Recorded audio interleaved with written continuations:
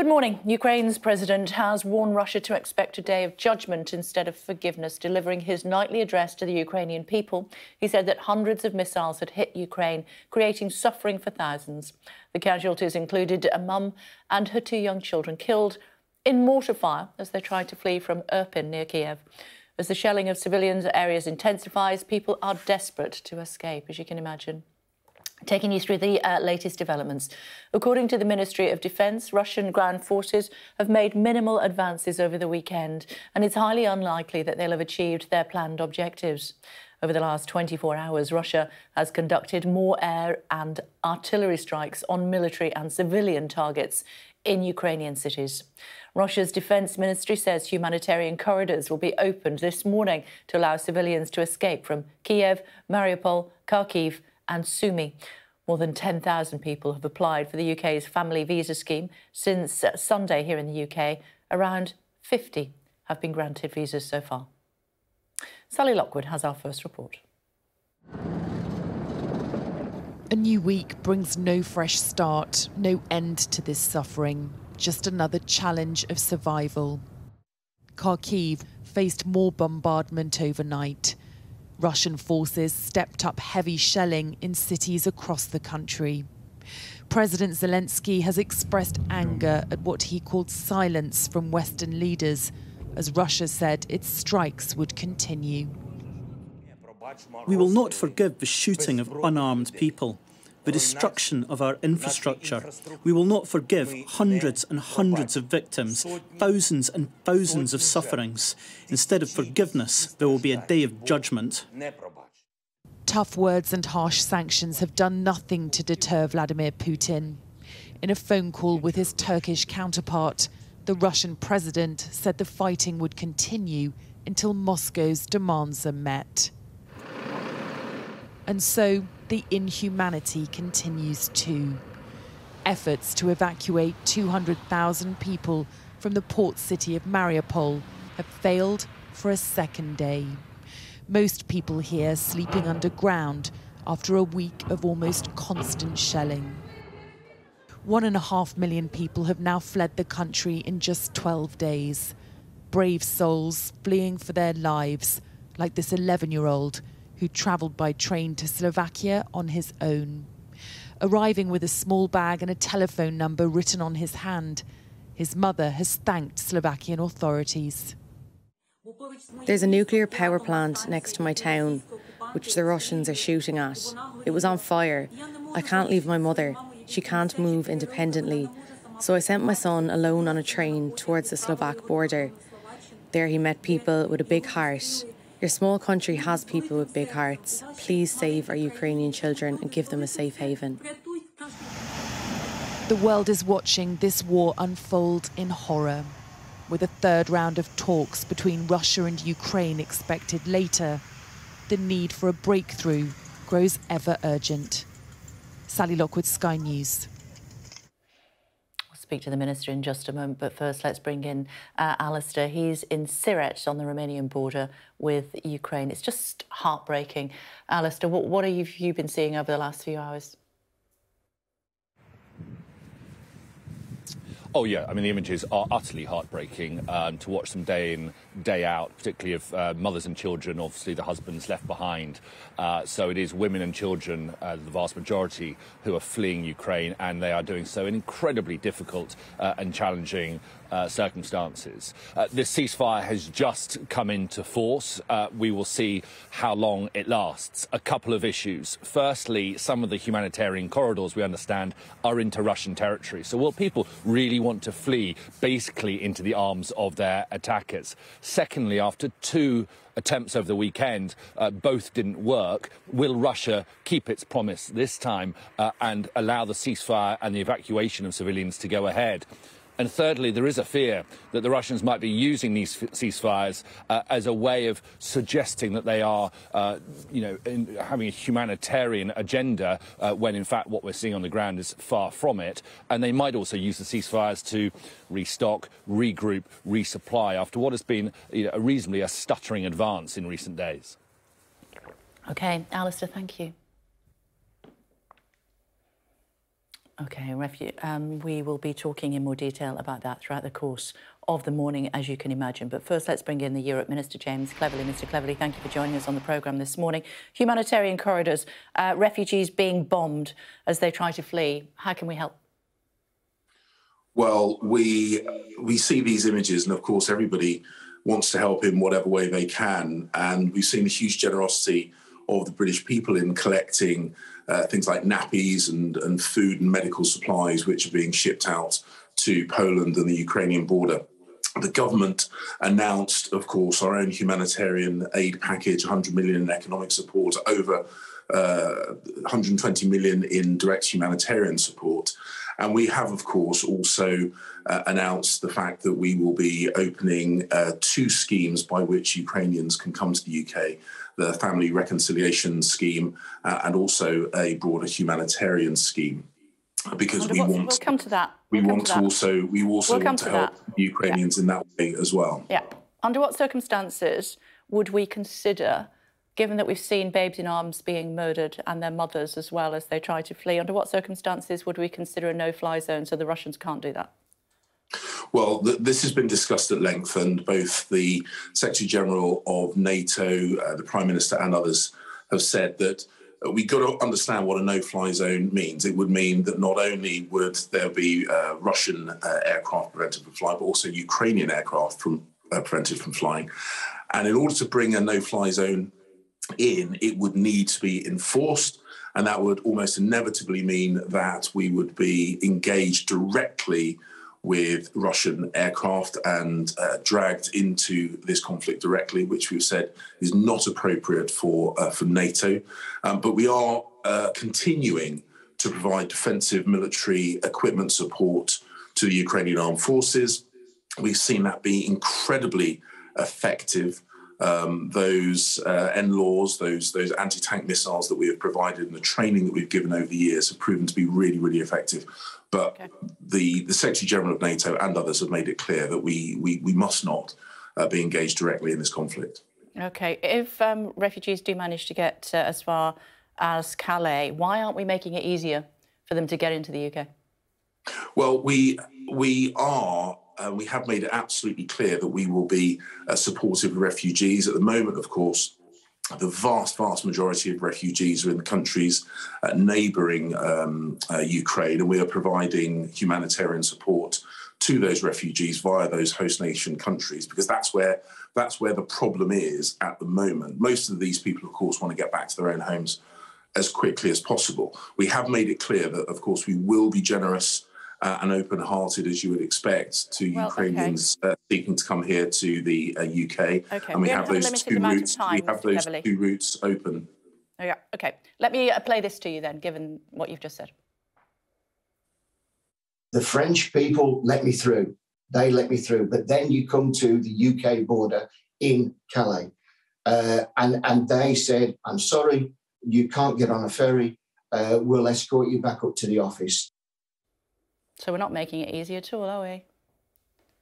Well, I don't know the details of that particular circumstance, but the UK, we have made it absolutely clear we want to support Ukrainians who are seeking refuge, both those who have family connections here in the UK and indeed those who don't.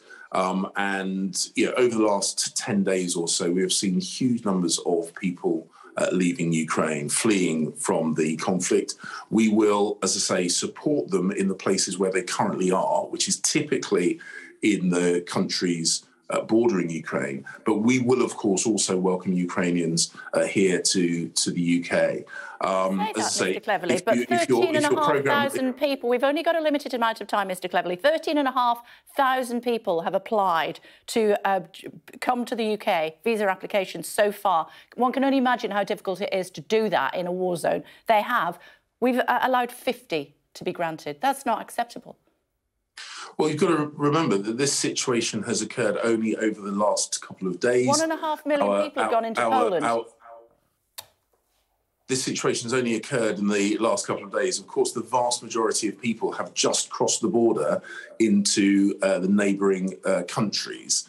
And of course, what we are saying is we are supporting them there. We have allocated hundreds of millions of pounds worth of humanitarian and economic support. We are also going to make sure that we host Ukrainians here in the UK, whether temporarily until they want to go back to the UK. We have got to make sure that we have the processes in place to do that, and those processes. What processes? These people literally are fleeing for their lives. Hey, if you're going to ask questions, you've got to let me answer. Minister, you keep saying you're short of time. I've just said we only have a limited amount of time, and you're going off at a tangent. I'm bringing you back. I'm not. I'm explaining. This is what my viewers want to know this morning, Minister, if I may. 13,500 people have asked to come to the UK. 50 have been told that they can. We just heard from a Brit there who's brought his family. He's in Calais. He can't get across the water. He was welcomed all the way. He wants to come home, and we won't let him.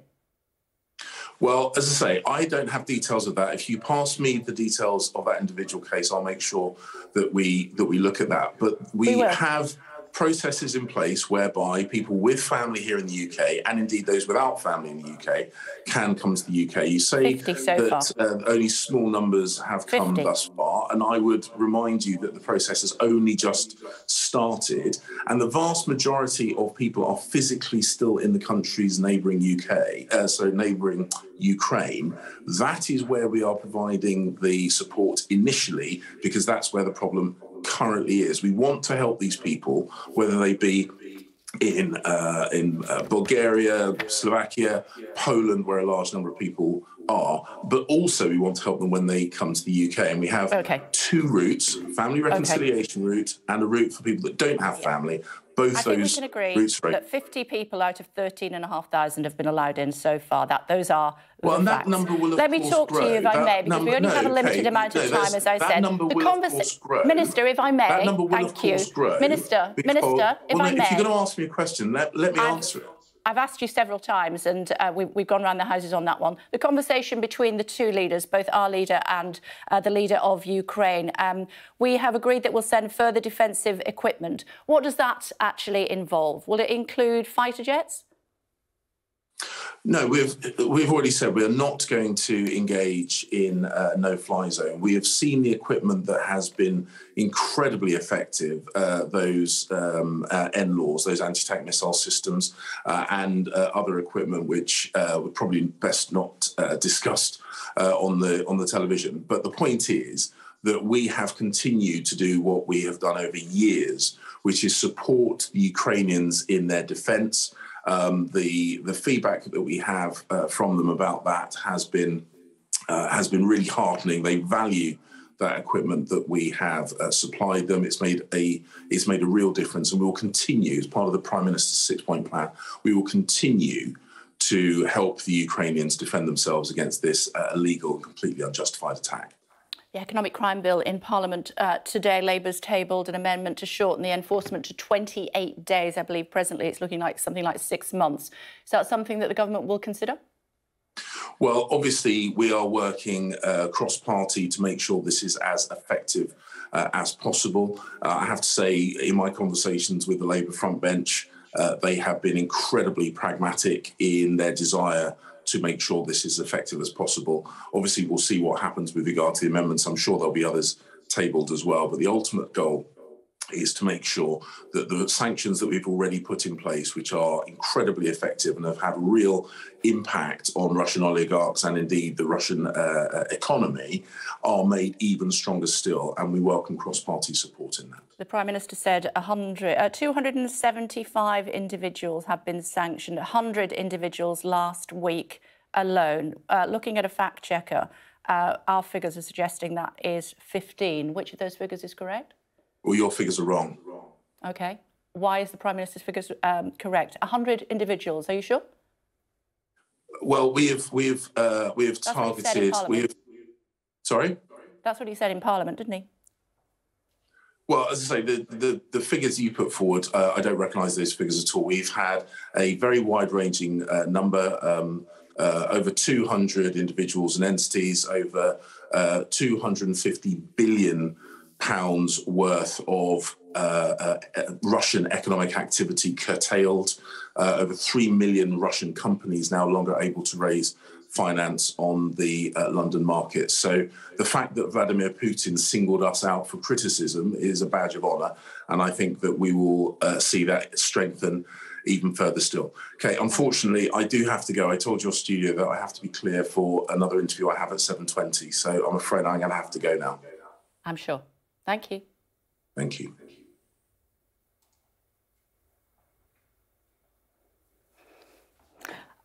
OK, make of that what you will. And the war in Ukraine continues to dominate the front pages. The Times leads with the headline, "Families flee for their lives as the agreed humanitarian corridor was shelled by Russia yesterday." The Daily Mirror has a picture of a man escaping bombing with the child, with the words "save them" as fires rage in the background. It also urges the government here to do more to help refugees come to this country.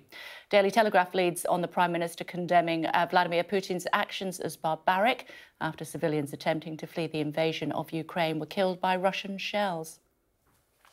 Plea for safe passage reports the Guardian has the second attempt to hold a ceasefire fails. Daily Mail quotes the UK's top military commander, Admiral Sir Tony Radakin, who said Vladimir Putin could still lose the war in Ukraine after suffering losses to his forces. I'm just processing those figures that we gave to the Minister. Yep, the Prime Minister did say 100 individuals. He told Parliament 100 individuals last week had been sanctioned, 100 Russian individuals. Our figures are suggesting 15. He says they're wrong. We'll check those out further because we're not wrong, and we'll see what happens next.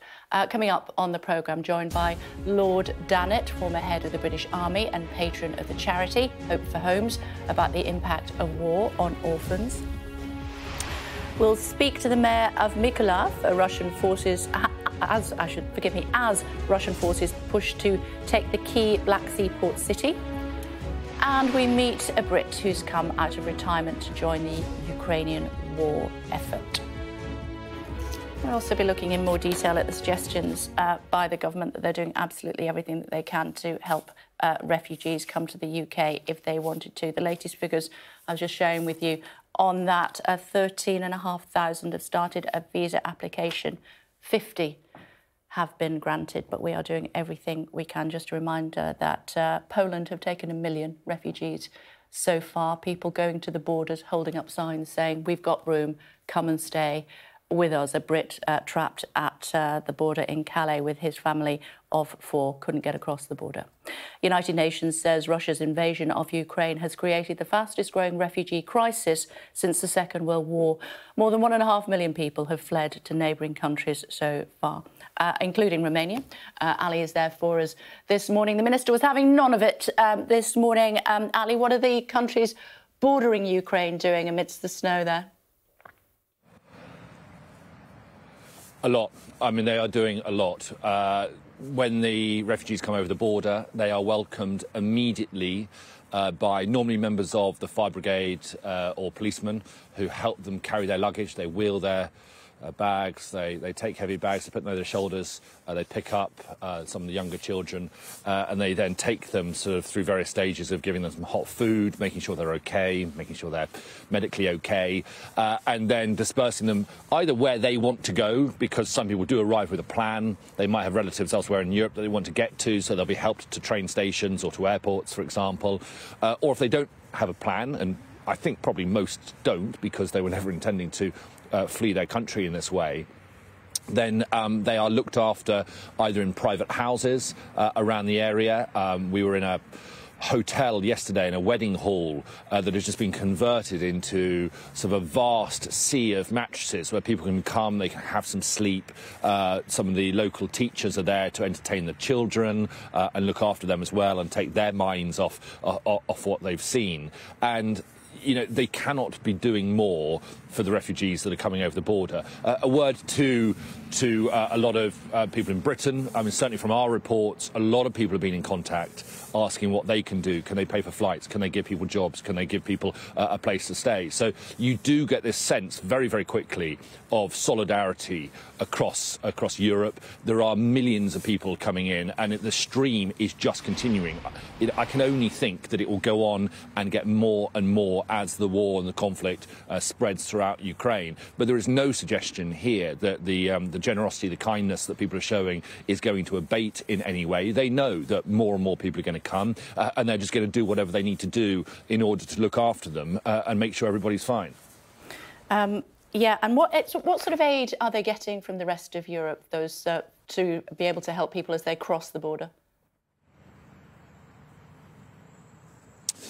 So there are trucks arriving with food, there are trucks arriving with clothes that have been donated. It seemed yesterday when we were on the border that a lot of quite thin duvets, but duvets nonetheless, were being given to people when they came, because it is bitterly cold here. So anything that you can think of that might just help them in their first kind of couple of hours when they arrive from Ukraine is coming here. There's a lot of international aid charities as well that are starting to set themselves up here because you've got a lot of people from all over the world who are coming out of Ukraine. Okay, the majority are Ukrainians, but there are an awful lot of international students and workers, for example, that are coming out as well. They need to be looked after, and their journeys home need to be sorted out. And so you see the global aid effort sort of centering on Romania, Slovakia, Hungary, Moldova, Poland, and it is needed. OK, thank you. Thanks a lot. Just a reminder on those figures. More than 1 million people have gone into Poland, 1.5 million refugees, 13,500 people have applied for a visa application to the UK. So far, 50 have been granted. More than 200 children evacuated from orphanages in areas being attacked by Russian troops have arrived in the western city of Lviv. The children, ranging from toddlers to teenagers, left their orphanage in the southeast of Ukraine on the day Russian troops took control of the nearby nuclear power station. Quick look at the weather for you.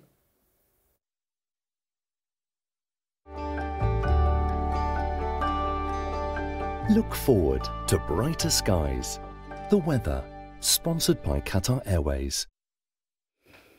The start of the week promises largely fine condition thanks to high pressure drifting across the north, but as it clears, it'll allow Atlantic cloud and rain to move in from the west. The weather, sponsored by Qatar Airways. Just want to share these images with you. It'll melt your heart this morning. 2 army reservists have got married at a checkpoint near Kyiv, wearing their military uniforms. Lesia and Valerie tied the knot in front of fellow soldiers and a military chaplain. How lovely is that? Now, what about if that didn't do it for you, what about this one?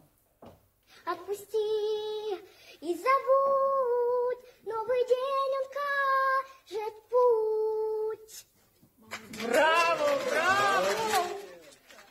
Apparently, that's a rendition of Frozen in Ukrainian. This little girl kept Ukrainian spirits up even when holed up in a bomb shelter with her rendition of Let It Go. In the past hour, I asked the Europe Minister James Cleverly why so few visas had been processed. And I used the example of a British man trying to return home who's stuck in France with his Ukrainian family because UK authorities won't let them in. We've got to make sure that we have the processes in place to do that, and those processes. What processes? These people literally are fleeing for their lives. Hey, if you're going to ask questions, you've got to let me answer. You keep saying you're short of time. As I said, we only have a limited amount of time, and you're going off at a tangent. I'm bringing you back. I'm explaining. This is what my viewers want to know this morning, Minister, if I may. 13,500 people have asked to come to the UK. 50 have been told that they can. We've just heard from a Brit there who's brought his family. He's in Calais. He can't get across the water. He was welcomed all the way. He wants to come home, and we won't let him. Well, as I say, I don't have details of that. If you pass me the details of that individual case, I'll make sure that we look at that. But we have processes in place whereby people with family here in the UK, and indeed those without family in the UK, can come to the UK. You say that only small numbers have come thus far, and I would remind you that the process has only just started. Tamara's here. Oh, my goodness, it was a testy exchange this morning. Indeed, you feel that the government are very defensive about this whole issue of immigration and visas. The Home Office revealed yesterday that only around 50 have been granted out of about 5,500 people from Ukraine who have submitted their biometric data. Their applications are ready to go. And this is under the family scheme, so people who have a family member in the UK who want to join them. Who want to come as well. Yes, that's only 1% of those. And then you've got people who don't have any links to the UK who may be able to come through a new humanitarian route where they get sponsored by an organisation or a local council, for example. But we don't really have any details of that scheme yet. Priti Patel, the Home Secretary, has mentioned it in an interview with the newspaper today, but we don't really have any details of it yet. So you've got these hundreds of thousands of desperate people pouring across the borders, as she herself has seen when she went to Poland this week, and clamour from Labour and Tory MPs to say, are these people having to jump through too many hoops to come to Britain? Now, the government say, look, the scheme has only been really up and running since Friday, so they're getting through them as quickly as possible. And sources in government I spoke today said, look, we are aware that there is a backlog and we're going to try and get through the completed applications as quickly as we can. I was also told that that initial estimate that the people coming through all these routes would number about 200,000 is going to go up a lot. And James cleverly seemed to concede that in his interview with you as well. He did. And as far as the economic crime bill that's coming through later on today, Labour want that to be reduced significantly so that people don't have time to hide their money, I'm guessing. That's right. So this is legislation that's been promised since David Cameron back in 2016, and it's now finally happening. It's being fast-tracked all stages through Parliament today. So this probably wouldn't have happened without the current crisis, and it will mean that, as Boris Johnson put it, the owners of these huge houses in London bought through offshore companies, the owners will be unmasked. Now, the government say there has to be 6 months implementation period to get this to work. Labour say it should be 28 days because otherwise people might just, rather than comply, just sell their homes and take their money elsewhere.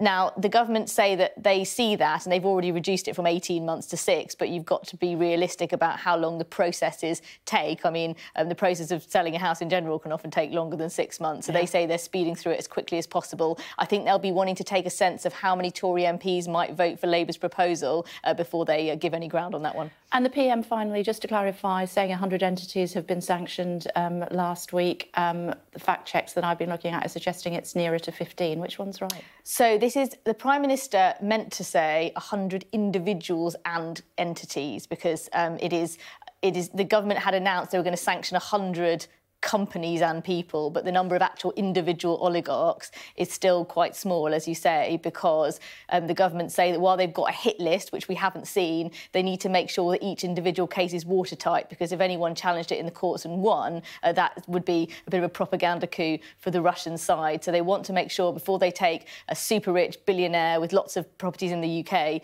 to court to try and impose sanctions, they want to make sure they're all ready to go. And they say that some of the legislation on that, which is going through today, should be ready next week, so we may hear more then, but it is not 100 individuals, and there's been criticism of the fact that some individuals who have property in the UK linked to Vladimir Putin have been sanctioned by the EU and by the US, but not by us. OK, see, I'm not going mad.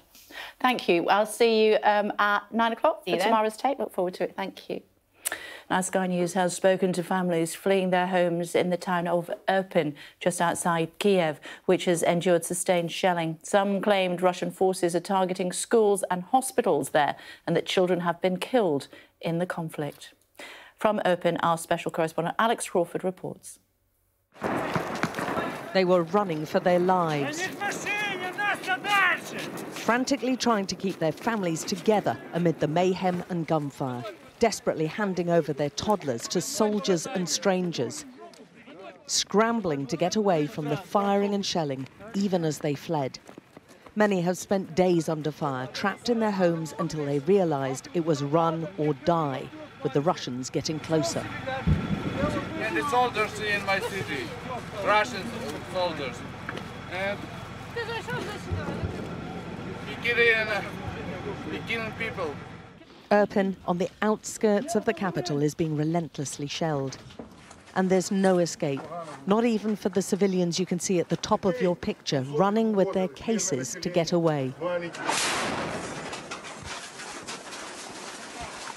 This is an entirely residential area.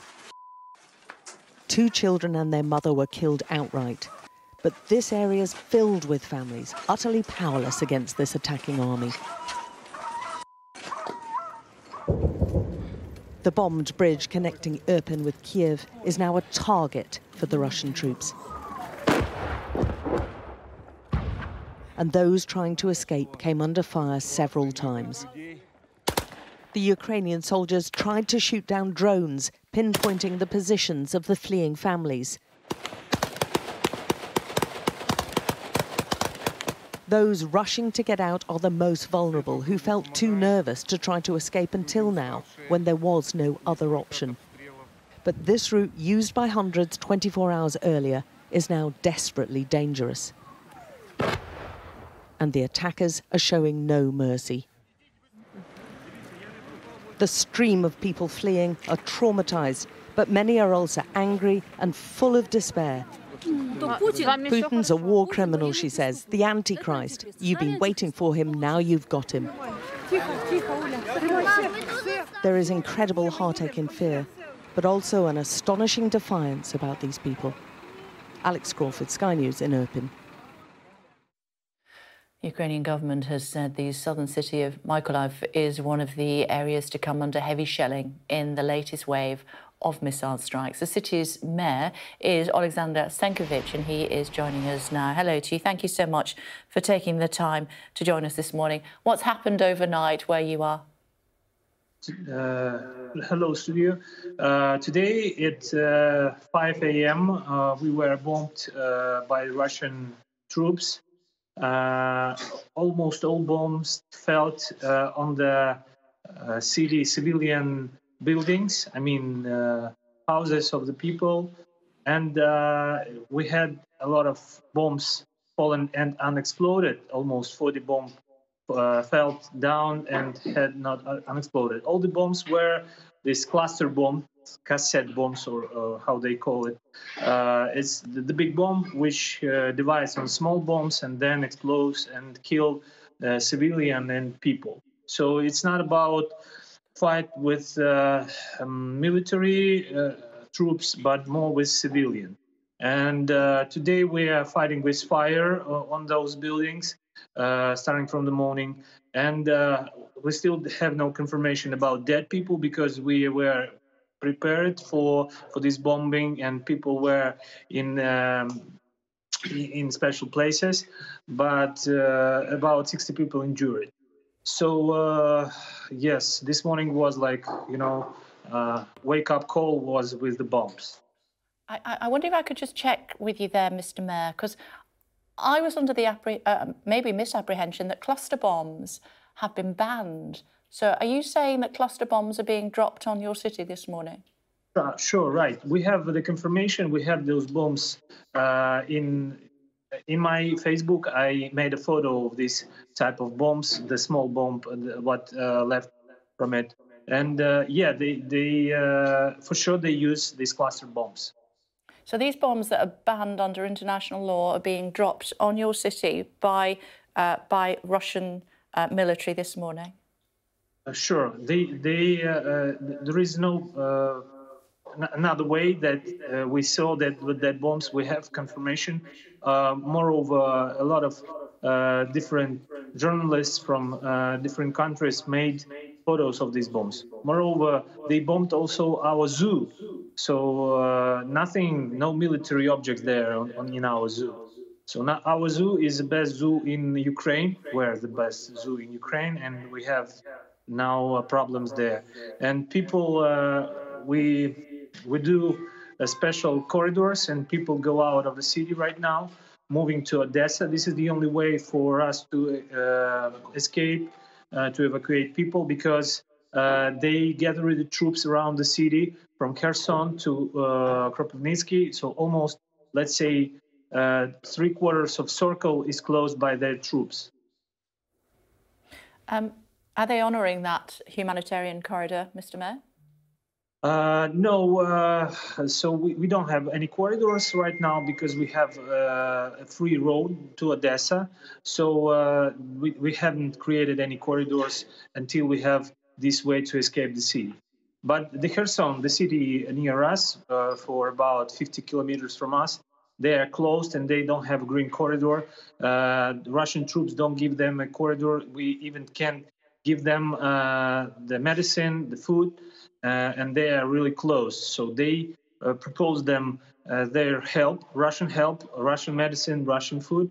But people from the city prefer not to take it. And they made a meeting there yesterday with the Ukrainian flags and saying that they don't expect for Russia to save them, but they are part of Ukraine.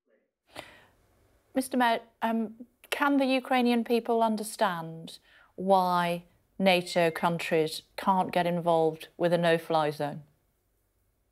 That the southern Ukraine is Russian-speaking. Moreover, I would say that in my daily life, usual life, I use Russian language as native. I think using Russian.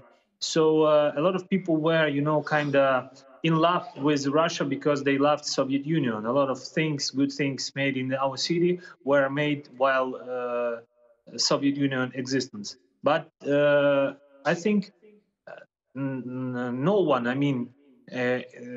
no people who say that we have here in Ukraine Nazist, Ukrainian nationalists, they never made more than Putin made for Ukraine to understand that Russians are invaders, that are our enemies, because they bomb our Russian-speaking language people.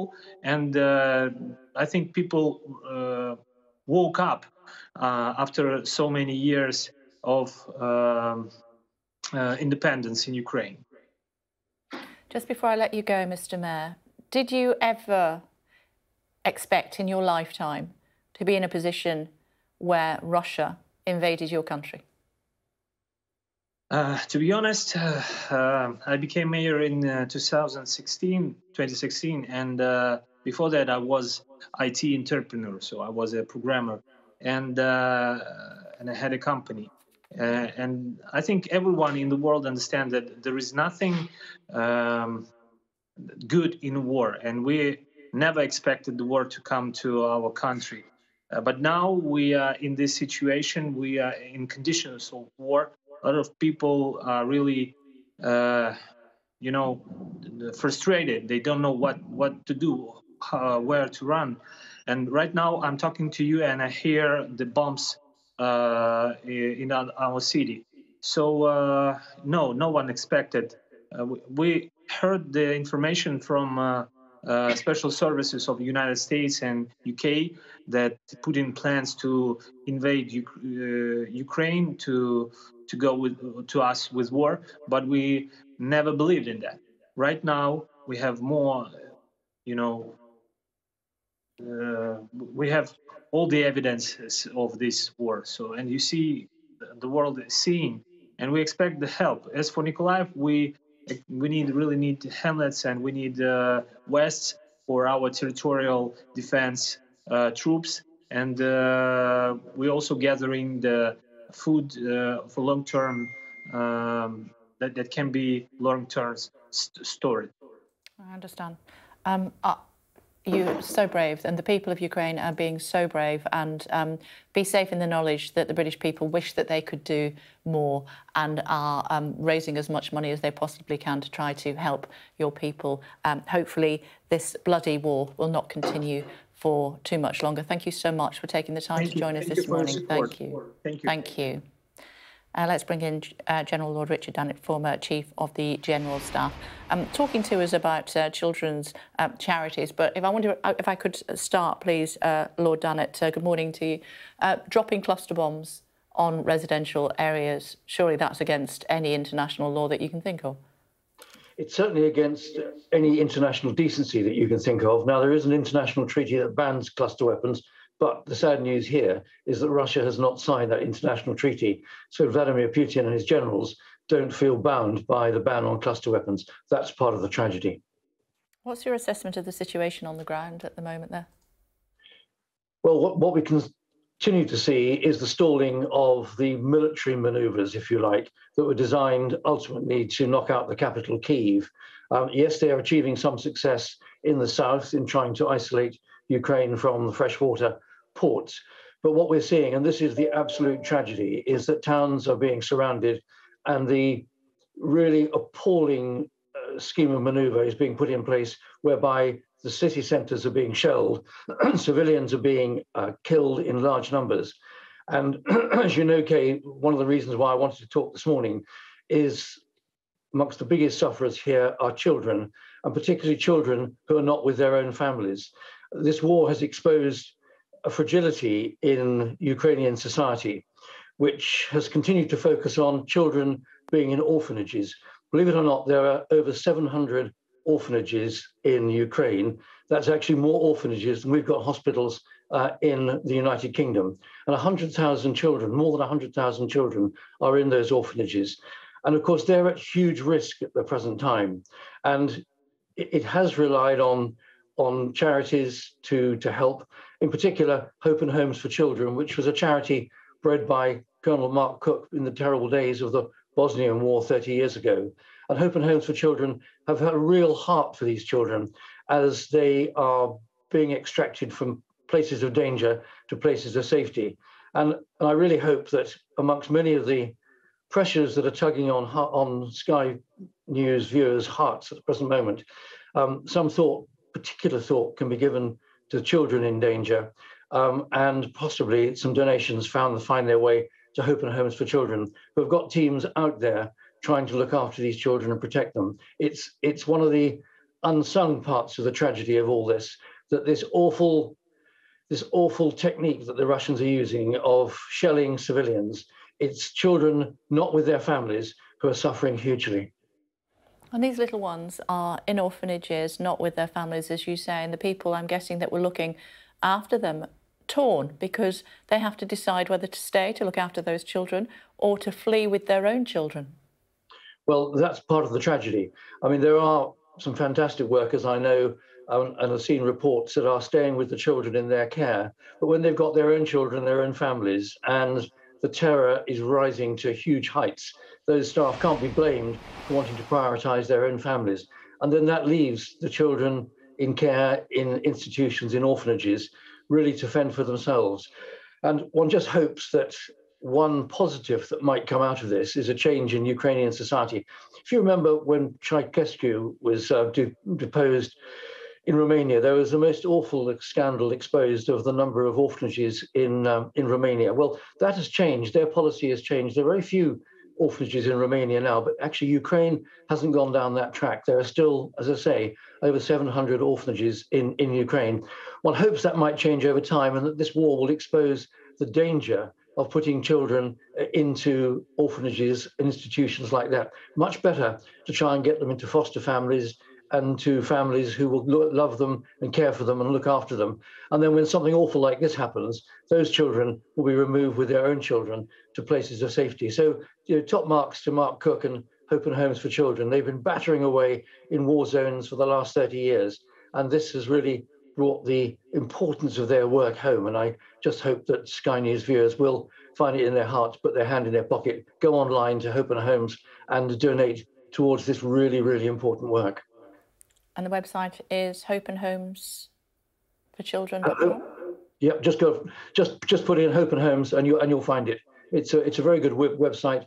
It's very clear, and I just hope lots of viewers will do that because, well, children are one of the casualties of war, perhaps the most pathetic casualties of war, and Hope and Homes are doing their level best to try and help as many children as they can, both as they flee Ukraine and over into Moldova and in Romania. So top marks to that team, frankly. Yeah. My lord, I know as a former military man you tiptoe through the raindrops when it comes to politics, but I wondered if you had a thought on the number of visas that have been issued for those that want to flee war and come and seek temporary refuge in the UK. Well, I saw your rather tetchy exchange with James Cleverly, and Kay, you were absolutely right to put him under the cosh. Frankly, if we have only issued 50 visas amongst the thousands that want to come to this country, just think again, British government. We need to be generous, we need to be open-hearted. For goodness sake, we've got an employment crisis in this country, not enough people to do jobs here. So Ukrainians are well-educated people, they're determined people. Let's be generous, open our doors, and let them come here. We'll look after them, and they can work for us here too. Refugees aren't people who are just going to sit on street corners begging. They'll get out there, do jobs, they'll contribute to our society. So come on, Mr. Cleverly and the government, extract the digit and let's get this done. OK, absolutely. Thank you, my lord, as always, much appreciated. Thanks, Kay. People from around the world have taken up President Zelensky's call for help in the fight against Russia. Let's speak to one of them now, Bruce Reed, a retired firefighter from North Yorkshire, who's currently in Poland en route to Ukraine. Hiya, thanks for joining us, Bruce. Your family must think you're bonkers.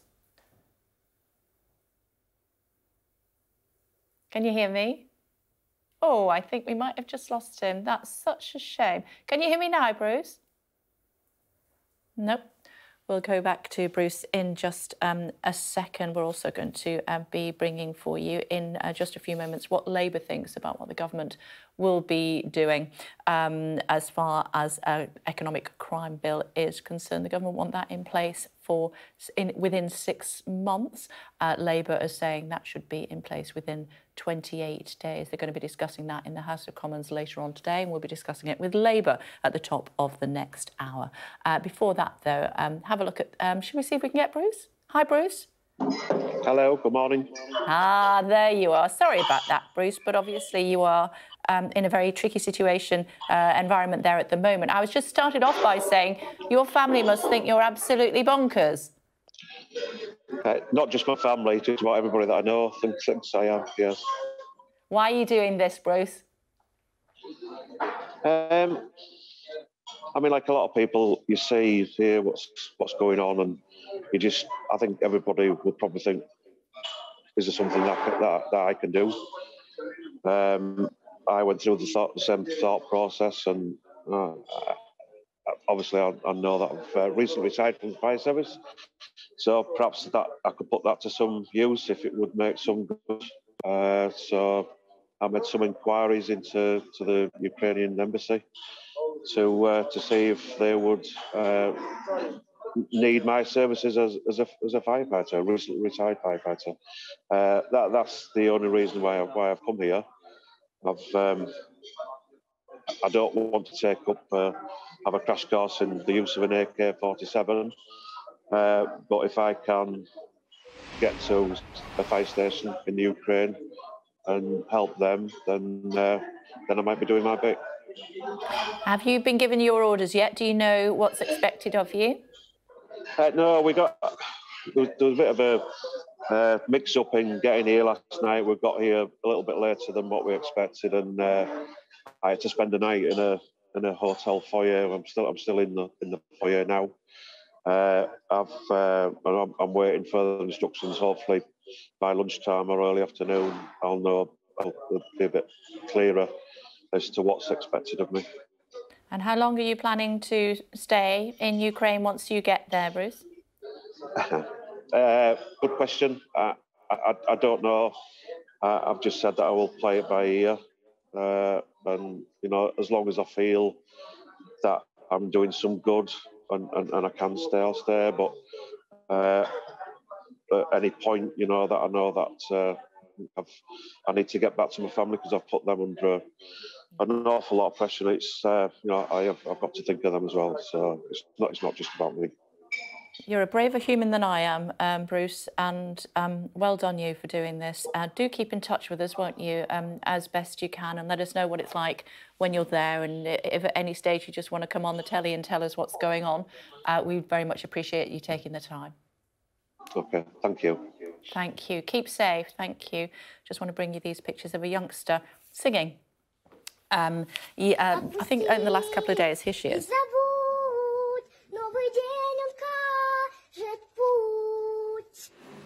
Bravo, bravo! Little girl kept Ukrainian spirits up even when holed up in a bomb shelter with her rendition in Ukrainian of Let It Go. Look at her little face.